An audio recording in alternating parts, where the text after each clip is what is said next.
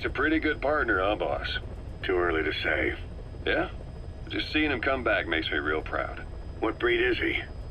He's not a husky. You're right. Siberian Husky is a cross between a Spitz-type dog and a wolf. I think Didi might have some wolf blood in him, too. He isn't just smart. He's also shown remarkable judgment. If he doesn't do what you want him to, he's just doing what he thinks is right in the situation. And he's steady under fire. Remember, he's no lapdog. But learn his strengths, and you'll understand each other soon enough. You'll make one hell of a team. Ocelot. Why'd you take it upon yourself to train him? Huh? Why? Yeah. When's the last time you heard a wild cat raising a dog? I have an eye for him. I knew at first glance he'd make the right partner for you. Huh. And I figured it was about time he got out into the world. So you passed him off on me? There, you see? I knew you liked him. I don't know about that yet. I still think he's trying to figure me out, too. I'll spend some more time with him. You'll see how helpful he can be. What about you? I prefer to work alone. Ocelots don't hunt in packs. Yeah, something like that. Anyway, I'm glad you like him. Didi's really taken to you, too. And to going on your walks. Don't be shy about taking him with you in the future. I'll think about it.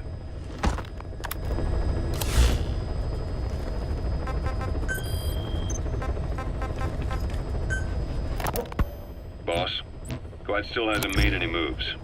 It's got me thinking. What? If you took her on a mission, she might break her silence.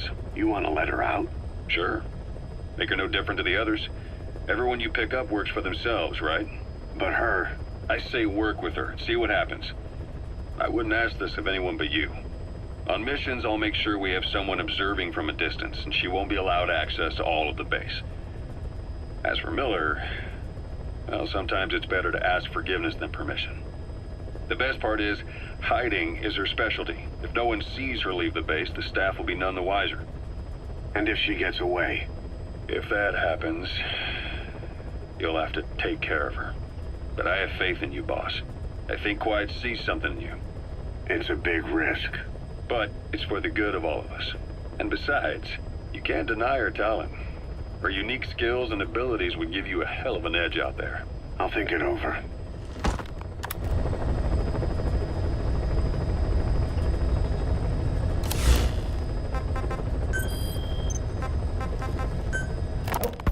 How long are we gonna keep that woman here? You mean Quiet? My personal feelings aside, she's putting everybody on edge. You should hear the stories. I got sick from just standing guard at her cell. I won't stand on the same platform as that witch. She hit me for no reason. What is this, a private army or a kindergarten? The thing is, they're all serious. They're faced with something they don't understand, and a kind of mass hysteria has broken out. I've gotten wind of countless plots to take her out. There are no grounds for this suspicion whatsoever. Put yourself in her shoes, assuming they see her as a prisoner here. No, even more so, if they do, she deserves to be treated humanely. I always thought our men were a bit more noble-minded, but... Look, I understand this is a stressful line of work, but to make her the scapegoat... You've got it wrong. Quiet? She's with Cypher. We have men that lost their buddies to her organization. You could say that about more than just her. Plenty of the men used to fight for another side, but they've all put that aside to work for the boss. Cypher is different. And if you ask me, the boss is the biggest problem. Why is he protecting her? Some of the guys are starting to suspect him of... I don't agree with keeping her here either. So what's your move? Throw her out? Kill her? She's our ticket to Cypher. And her physical abilities are outstanding. We could use someone like her. That'll make me sick. Her marksmanship, speed, stealth capabilities for a start. Then, there are the other things we've learned. Quiet appears to be able to use both eyes as master eyes simultaneously. That lets her track targets of different focal lengths at once. While looking through the scope with one eye, she can look for new targets with the other. That's why she doesn't need a spotter. She can operate alone, no matter the circumstances. See, I told you she's a freak. No one would be able to control her. No, there's one person who could. Hey, you trying to get the boss killed? Well, why don't we talk to him? See if he's willing to take her along. I don't like this. It's his decision to make. The two of them might even make a good team.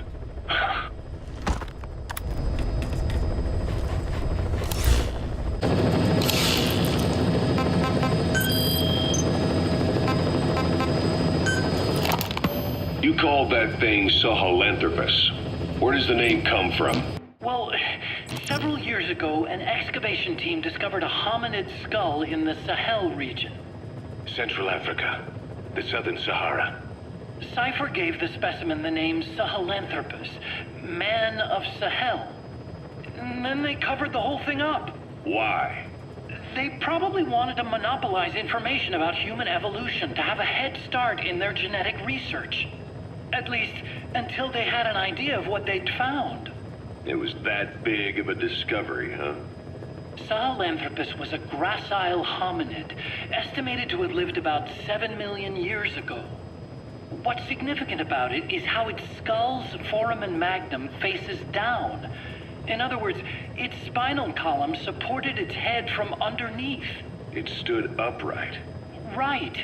Which would mean Sahelanthropus walked upright 3 million years before Australopithecus, making it the world's oldest human species. Walking upright. I get it. Hence the name Sahelanthropus for your machine. Walking upright was the decisive difference between our ancestors and other anthropoids. Our brains could get heavier once they were supported by the spinal column. That led to the use of tools and the development of complex communication through language. Only man is capable of this. My creation will be the progenitor of all bipedal weapon platforms. And you did this for Cypher? No, not at all. Sahelanthropus is the best proof that I never betrayed you guys. What do you mean? The reconstructed Sahelanthropus skull looked exactly like the skull we used as our logo 9 years ago in the Caribbean. An army without a nation. Outside the world order. The design was based on Pangaea, the supercontinent that existed 250 million years ago, right? Yeah. When the world was a single landmass. That concept's at the source of our strength. I felt the same way about Sahelanthropus. Sure, I was forced to build it under their orders, but I always wanted to put its technology back in our hands someday. That's the reason I incorporated the old insignia into Sahelanthropus's name. Don't you see? That's how much I was thinking about you guys. Oh, I see, all right. I see someone desperate to cover his ass. You can say whatever you want after the fact. But that skull also symbolizes somebody else. Skullface. Snake, you finally came. Just don't record this, okay? I'm not recording anything. What's this about? What I'm about to say stays between you and me. It's about the weapon to surpass Metal Gear. Do you know a researcher by the name of Clark? He works in the biotech industry, real advanced stuff. His area is bioengineering, but lately he's also gotten into genetic research. Never heard of him. Well then, what do you know about cloning? I think I've heard enough. Hold on, this is important. Cloning lets you create a genetic copy of an organism. You take the nucleus of one of its cells, and you swap it with the nucleus of an unfertilized egg from another member of the same species. They started out working with plants, but since then they've had success with other organisms, including mammals. It's a hot area for a lot of places right now. Corporations, universities, research groups. There's no shortage of scientists out to get famous and patent their work, with morality taking a back seat.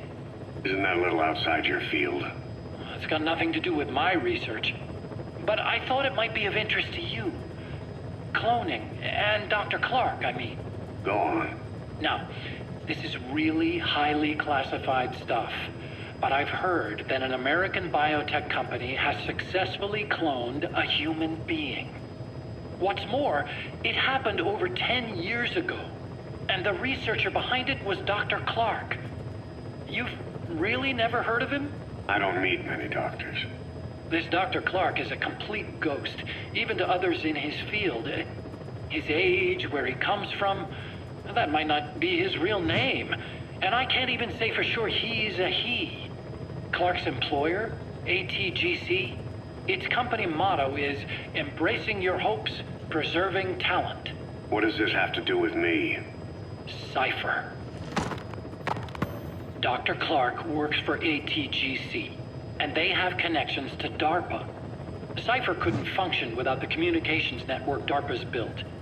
Meaning, Cypher has to be a part of the Pentagon. Or at least, the two are joined at the hip. DARPA is a driving force behind human cloning. It's a pretty high priority project for them. And this Dr. Clark, some say he's a pivotal player in Cypher. But that's not all. Every cell nucleus in an organism contains the genetic information for that organism. Think of it as a blueprint for life. Clark appears to be working on how to decode this information and rearrange it at will. If you could do that, it would mean being able to custom design human beings for specific purposes. Can you believe that? Suppose for a moment that this is all fact. A man of your talents, if your genetic information died with you, that would be a terrible loss for mankind. But what if mankind could preserve you for future generations by cloning you? All right, enough. I get the idea. Look, I know it's inductive reasoning, but this weapon to surpass Metal Gear they're developing in Africa, I believe it's something that uses this new technology. Speaking as a fellow scientist, it chills me to the bone. That's rich coming from you. If genes serve as our blueprint, then I wonder if they include an impulse that drives us to tweak the design. Can you imagine that? Genes, encoded with information that wants its children to decode it. Is life itself putting the direction of our next evolution in the hands of scientists? I guess it would take some real arrogance to believe that. And yet, it could be what Cypher's after. I think you're barking up the wrong tree. But that was an interesting story. It'd make a good movie. You have to believe me. Where'd you hear all this anyway? Where? I just overheard it in bits and pieces while I was forced to do that research for them. Right. Wait a minute. Look, I want to help you. I want to be of service here. I'm risking my life with this. Is that so? Maybe it's time we brought someone else into the conversation. No, not him. Not Ocelot. You can't do this.